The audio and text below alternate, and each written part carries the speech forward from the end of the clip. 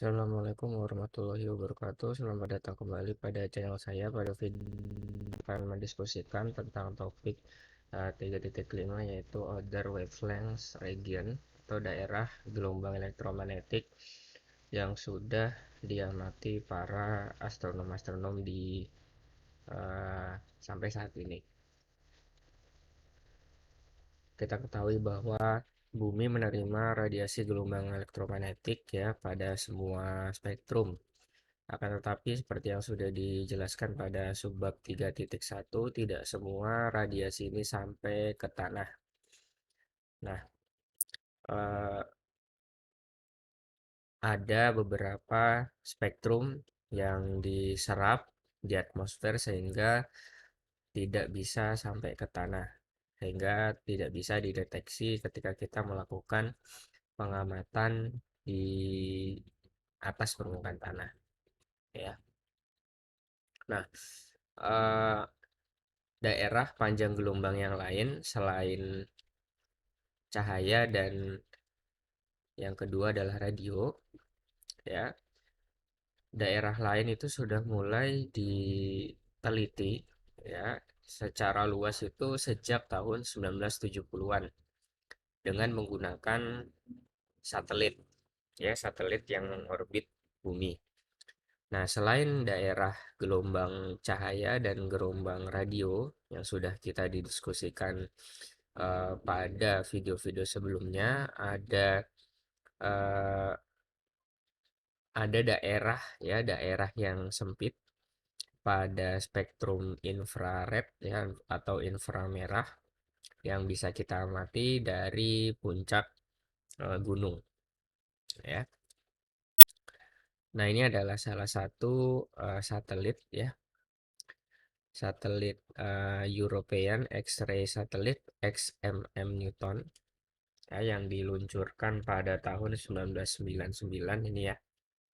Dan kemudian ini adalah satelit Views, ya, yang telah eh, melakukan astronomi ultraviolet, ya, benda-benda yang memancarkan, meradiasikan ultraviolet dari orbit bumi, ya, sejak tahun 1999. Jadi eh, astronomi spektrum gelombang yang lain ini tuh didominasi dilakukan pada akhir abad ke-20 hingga sekarang sih, ya. Oke.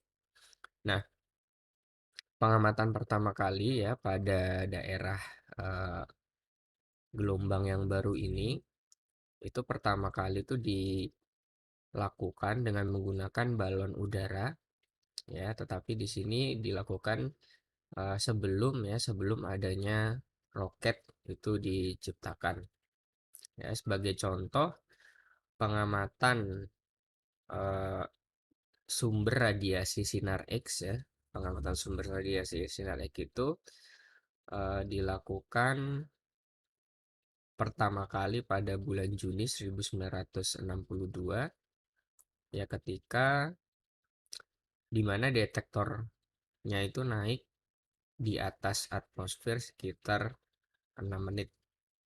Tetapi akhirnya satelit, ya, teknologi satelit yang mengorbit bumi itu membuat astronom-astronom bisa mengamati langit, ya, mengamati langit itu pada daerah panjang gelombang yang awalnya itu tidak bisa dilihat dari tanah, ya, selain radio dan optik.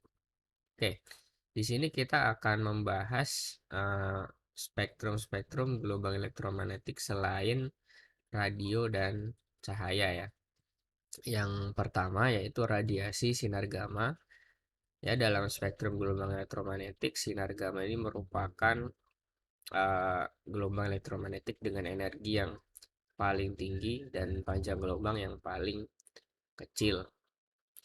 Nah, kisarannya astronomi sinar gamma ini mempelajari radiasi dari kuanta energi 10 pangkat 5 sampai 10 pangkat 14 elektron volt ya.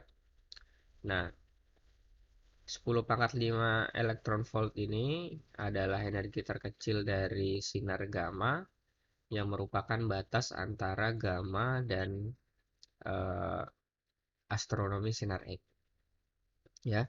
Jika sinar X itu mendekati angka ini berarti itu sinar X yang tinggi ya, termasuk tinggi. Tapi kalau sinar gamma ini adalah sinar gamma yang rendah.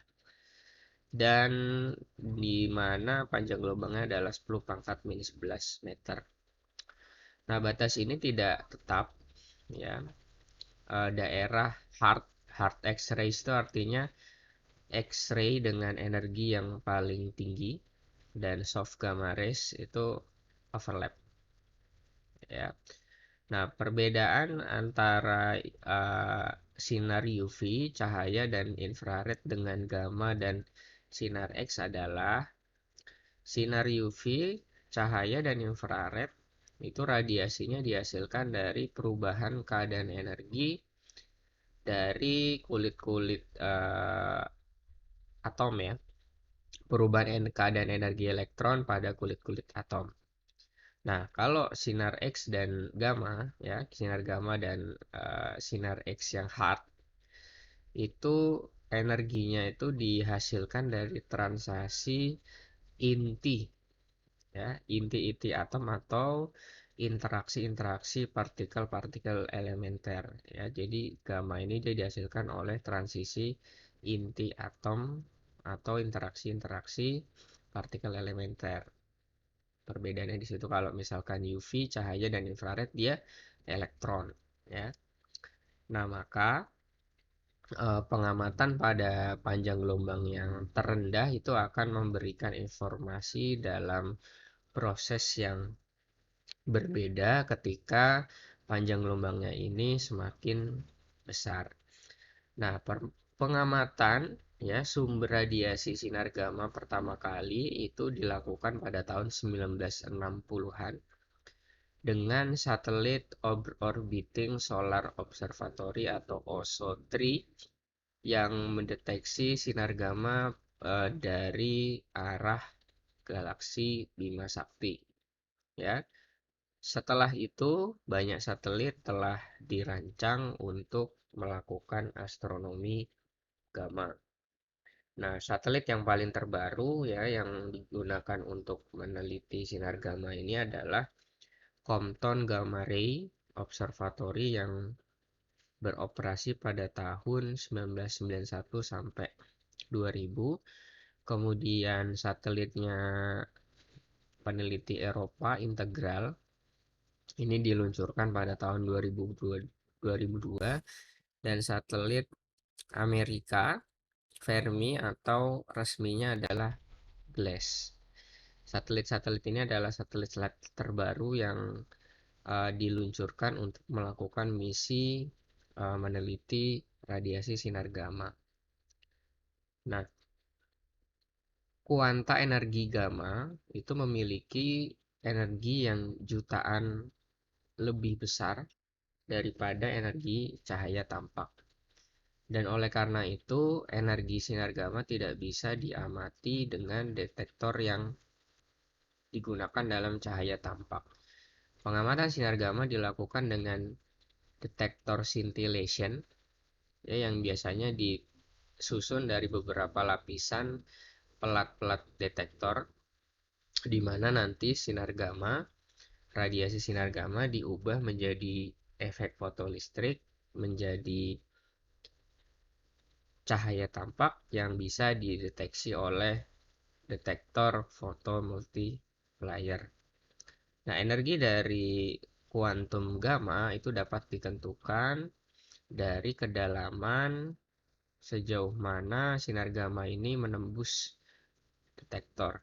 Dengan menganalisis ya lintasan yang dibentuk oleh sinar gamma, itu nanti akan memberikan informasi kepada kita tentang arah arah radiasi yang dihasilkan.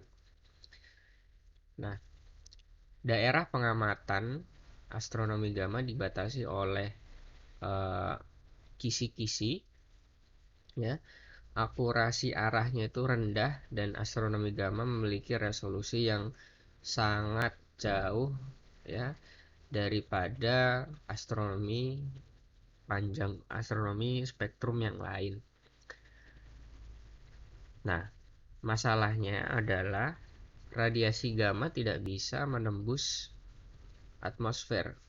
Akan tetapi, radiasi gamma memiliki efek ya yang bisa kita amati dari atas permukaan tanah. Mengapa seperti itu? Karena ketika foton yang berenergi tinggi atau foton gamma itu kan energinya tinggi, itu masuk ke atmosfer, maka foton itu akan membentuk yang namanya pasangan partikel antipartikel. Nah, partikel-partikel ini akan memperoleh energi yang dibawa oleh foton sehingga pasangan tadi bisa bergerak lebih cepat daripada kecepatan cahaya lokal di atmosfer. Nah, partikel-partikel ini akan meradiasikan yang namanya radiasi Cherenkov yang dapat dideteksi sama seperti halnya cahaya tampak. Perhatikan gambar 3.35. Gambar 3.35 ini menunjukkan teleskop Magic di La Palma di Kepulauan Kanari yang mengamati radiasi Cherenkov yang dihasilkan oleh sinar gamma. Seperti itu terkait dengan sinar gamma. Kemudian yang kedua adalah sinar X. Nah, daerah astronomi sinar X itu ketika energi radiasinya antara 10⁻² sampai 10⁻5 elektron volt. Nah, 10⁻² elektron volt ini adalah soft sinar X dan 10⁻5 ini adalah hard sinar X. Atau secara detail ya, daerah 10⁻0,1 ini yang mendekati 10⁻² itu softnya, kalau yang hardnya 0,1 sampai 0,01 yang semakin kecil ya panjang gelombang itu adalah hard sinar X. Tetapi soft dan hard sinar X ini itu dibedakan itu ya berdasarkan energinya ya, perlu diperhatikan. Nah, kita tahu bahwa sinar X itu ditemukan ya oleh Ronson itu di akhir abad ke-19. Nah, penelitian ya pada daerah sinar X itu baru dapat dilakukan mulai tahun 1970-an setelah penemuan teknologi satelit ya. Ini juga agak bersamaan dengan gamma, jadi ada yang penelitian gamma, ada penelitian sinar X gitu ya. Nah, misi astronomi pertama ya yang dilakukan pada awal tahun 1970-an itu adalah Small Astronomical Satellite SAS-1 yang juga dikenal dengan Uhuru ya. Satelit Uhuru ini adalah satelit pertama yang ditujukan untuk misi astronomi sinar X. Nah, pada akhir tahun 1970-an ini awal ini akhir ada satelit High Energy Astronomy Observatory HEAO 1 dan 2 yang kemudian disebut sebagai Einstein Observatory. Ini berhasil mengamati langit itu lebih sensitif ya daripada Uhuru. Nah, Observatory Einstein itu dapat mendeteksi sumber-sumber di mana ribuan kali lebih gelap daripada teleskop sebelumnya yaitu Uhuru. Nah, perbaikan dari Einstein Observatory dari Uhuru itu dianalogikan kalau astronomi optik ya itu seperti perbaikan ya teleskop reflektor 15 cm ke 5 meter. Ini sangat jauh sekali ininya loncatan kemajuannya. Oleh karena itu, astronomi X-ray yang dikembangkan selama 20 tahun itu sama perkembangannya seperti astronomi optis selama 300 tahun. Jadi sangat pesat sekali perkembangan dari astronomi sinar X. Nah, satelit sinar X yang terakhir itu adalah satelit Amerika, misi Amerika Chandra dan Eropa yang tadi di awal ya, XMM Newton, yang keduanya diluncurkan pada tahun 1999. Nah, selain satelit itu mengamati langit, ya ada juga beberapa satelit yang mengamati radiasi sinar X dari matahari, ya dari matahari. Nah, yang termasuk di dalamnya yang paling terbaru adalah satelit dari Jepang, Yokoh dan Hinode, dan satelit Amerika RHESSI, RESI, ya. Nah, teleskop sinar X yang pertama itu menggunakan detektor yang sama dengan astronomi gamma yang sudah dijelaskan sebelumnya tadi ya. Nah, akurasi arahnya tidak pernah lebih baik daripada beberapa menit busur ya, tidak sampai detik ya.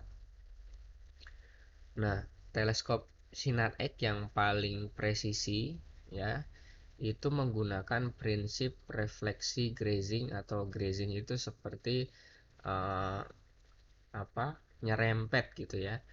Ya, jadi sinar X yang datang ke cermin itu tidak uh, tegak lurus ya, tetapi dia menyerempet saja dengan cermin yang memantulkan sinar X. Kenapa seperti itu? Ternyata ditemukan bahwa sinar X yang um, datang ke permukaan cermin itu secara tegak lurus itu tidak terpantul. Jadi maksudnya seperti ini, jika kita punya cermin ya, kita punya cermin datar seperti ini ya. Nah, jika kalau cahaya ya ketika datang itu tegak lurus seperti ini, pasti cahaya akan dipantulkan. Nah, berbanding terbalik, kalau sinar X ketika dia datang ke cermin secara tegak lurus, dia tidak dipantulkan tapi malah diserap. Nah, oleh karena itu kita tidak bisa mengatur cermin ini sama halnya seperti cahaya. Nah, di sini ada yang namanya teknik pemantulan grazing. Karena ketika sinar X itu datang ke cermin itu hampir sejajar dengan permukaannya, atau nyerempet gitu ya, menyerempet. Nah, uh, permukaan cermin ini akan berhasil memantulkan sinar X. Jadi seperti ini contohnya. Jadi ini adalah cerminnya ya. Ini adalah cerminnya. Nah, ini cahaya sinar X datang dari arah sini ya. Sinar X datang dari arah sini. Ya, sinar X datang dari arah sini misalkan. Nah, cermin yang sebelah luar ya, yang sebelah luar ini dia itu mengikuti lintasan parabola ya, mengikuti lintasan parabola. Dan cermin yang lebih dalam ini dia mengikuti lintasan hiperbola. Nah, sinar X yang datang nanti akan dipantulkan ke cermin yang hiperbola, dari yang cermin parabola ke cermin hiperbola, dan pada akhirnya sinar X akan difokuskan pada focal plane ya, titik fokus. Jadi seperti itu teknik dari grazing reflection. Nah, cermin dari reflektor sinar X itu terdapat pada permukaan bagian dalam yang mendekati kerucut ya. Ini agak mendekati kerucut gitu, cuma bukan kerucut. Nah, bagian permukaan yang lebih luar tadi sudah saya jelaskan adalah parabola, dan bagian permukaan yang lebih dalam itu adalah hiperbola. Nah, sinar X akan dipantulkan dengan kedua permukaan ini dan akan berpotongan pada focal plane. Nah, pada prakteknya nanti beberapa pipa ya, tabung itu akan dipasang satu dengan yang lain.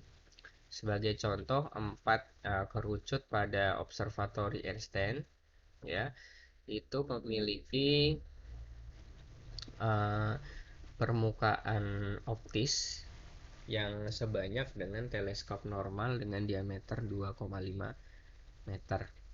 Nah, resolusi dari teleskop X-ray itu dalam orde beberapa detik busur dan daerah pengamatannya 1 derajat.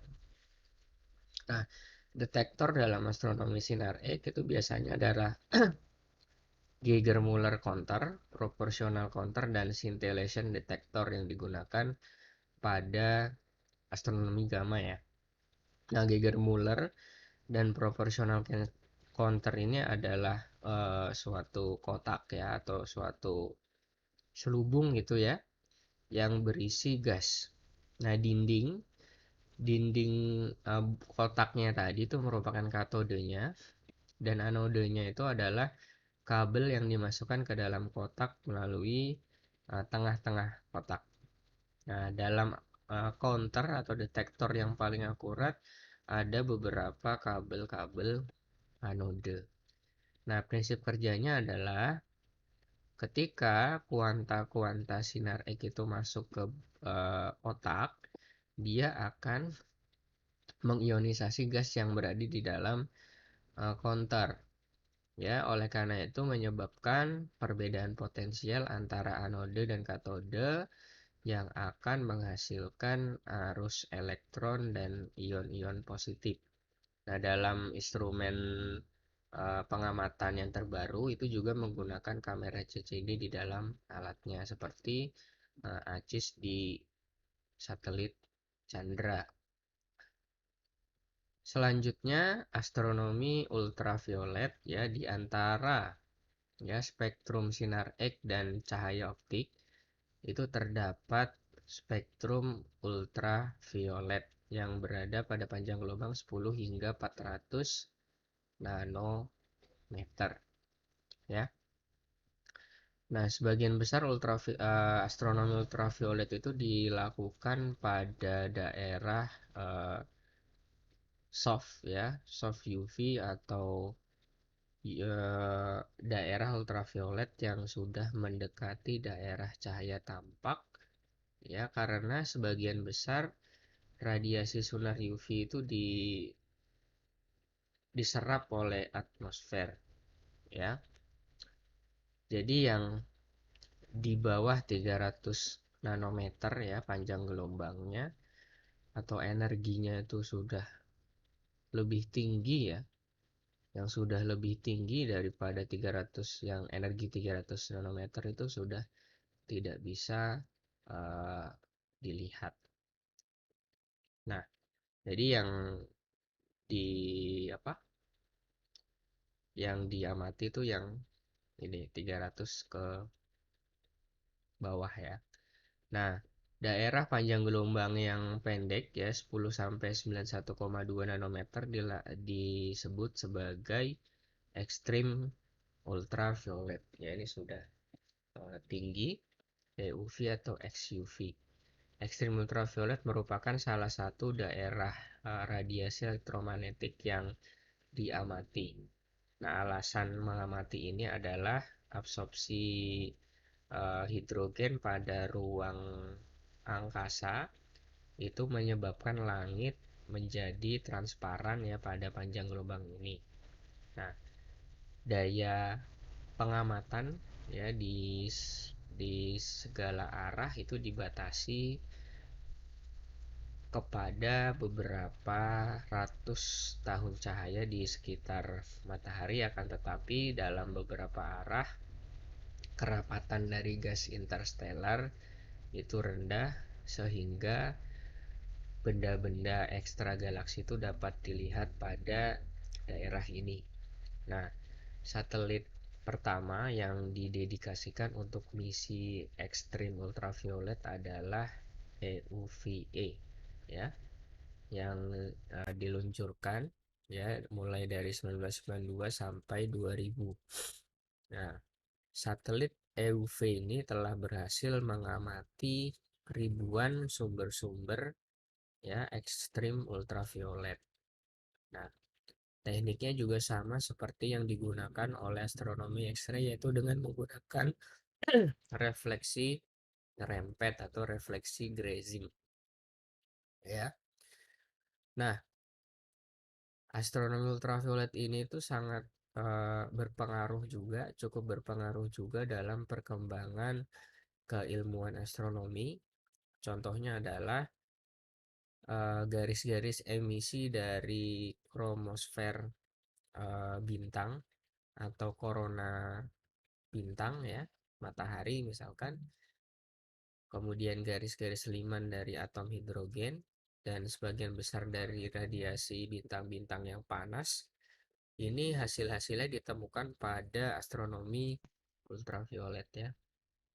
Nah, pada daerah near ultraviolet, nah, teleskop, maksudnya ini adalah daerah ultraviolet yang mendekati spektrum cahaya. Teleskop dapat dibuat sama seperti teleskop optis yang dilengkapi dengan fotometer atau spektrometer, ya, yang dipasang di satelit yang mengorbit bumi. Satelit yang paling efektif dalam astronomi UV adalah European ini TD1, dan punya Amerika adalah Orbiting Astronomical Observatory OAO atau Copernicus, ya, dan International Ultraviolet Explorer IUE. Nah, instrumen-instrumen dari satelit TD1 yang punya Eropa itu juga dipasang fotometer dan spektrometer, sehingga satelit ini bisa mengukur, ya, kecerlangan dari beberapa bintang sebanyak 30.000 bintang dalam 4 eh, daerah spektrum yang berbeda antara 135 sampai 274 nanometer, dan spektrum yang terdaftar lebih dari 1.000 bintang.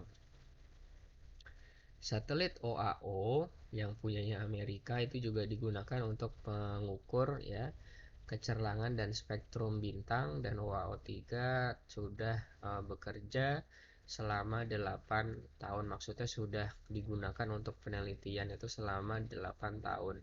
Kemudian International Ultraviolet Explorer IOE itu diluncurkan pada tahun 1978 dan merupakan salah satu satelit astronomi yang paling sukses, ya. IUE memiliki teleskop Ritchey Chrétien 45 cm dengan aperture ratio f/15 dan daerah pengamatan field of view 16 menit busur.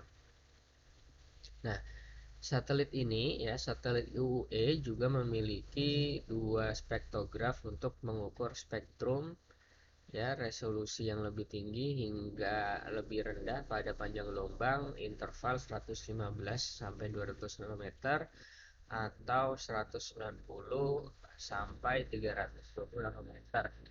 Nah, untuk merekam, ya, spektrum yang sedang diukur itu juga digunakan kamera Vidicon, ya. Satelit IOE ini berbeda dengan satelit-satelit sebelumnya karena satelit ini itu dapat digunakan layaknya teleskop berbasis permukaan bumi, ya, teleskop yang diletakkan di permukaan bumi. Maksudnya adalah jadi pengamat itu dapat mengikuti proses pengamatannya dan bisa mengubah, ya, dari bumi gitu, ya, dikontrol dari bumi secara real time. Nah, IOE sudah dioperasikan di orbitnya itu selama 20 tahun. Kemudian teleskop Hubble itu juga bisa melakukan pengamatan pada daerah ultraviolet, ya. Beberapa teleskop ultraviolet juga sudah dibuat melalui shuttle flight, jadi bolak-balik, ya, misi yang bolak-balik pulang pergi itu pada tahun 1990-an. Oke, yang terakhir adalah astronomi infrared atau inframerah. Radiasi dengan panjang gelombang yang lebih besar, ya, daripada cahaya tampak, ya. Ini berada pada spektrum infrared, ya, sebelum masuk ke radio. Jadi antara infrared dan radio itu antara cahaya tampak dan radio itu ada spektrum infrared.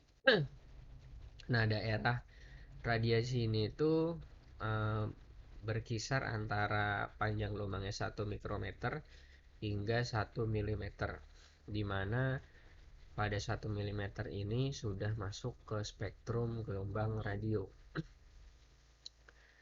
Nah, kadang-kadang ya daerah yang infrared apa nih?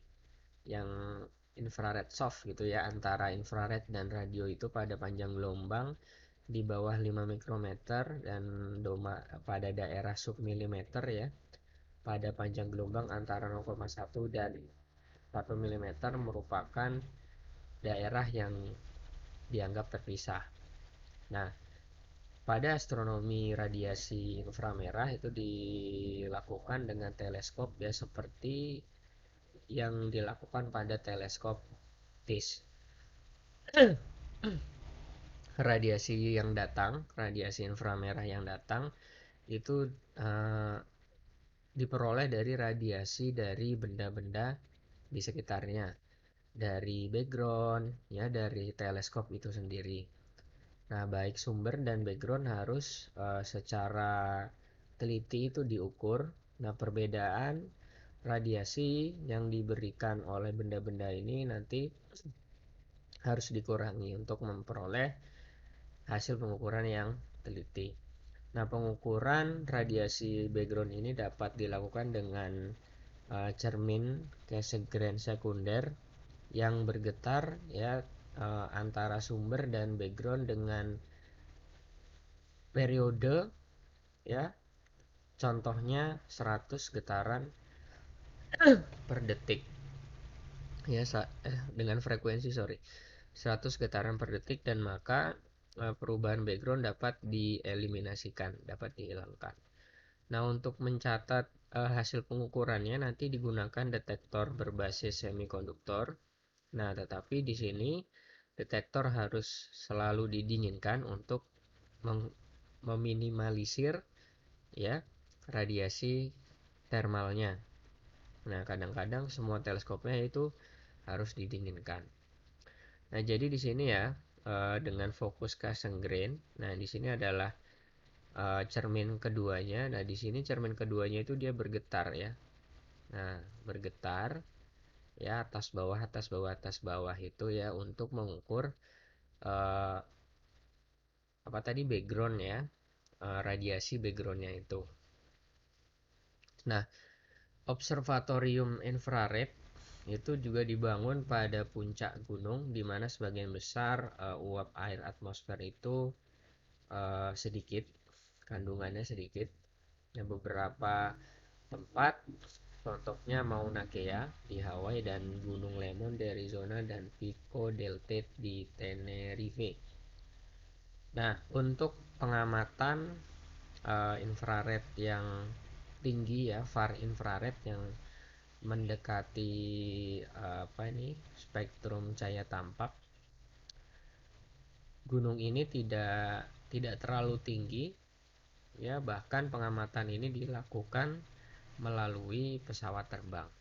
Nah, salah satu pesawat terbang yang digunakan adalah Kuiper Airborne Observatory (KAO) ya, yang dinamakan berdasarkan ilmuwan planet yang mempelajari tentang planet, yaitu Gerard Kuiper. Nah, balon udara dan satelit juga digunakan untuk astronomi inframerah. Nah, satelit yang pertama kali itu adalah IRAS, Infrared Astronomy Satellite, yang dibuat oleh Amerika Serikat dan Belanda, yang diluncurkan pada tahun 1983. Satelit IRAS ini telah melakukan pengamatan selama 8 bulan dan memetakan langit pada 4 daerah panjang gelombang 12, 25, 60, dan 100 mikrometer, dan menemukan lebih dari 200.000 sumber-sumber infrared baru.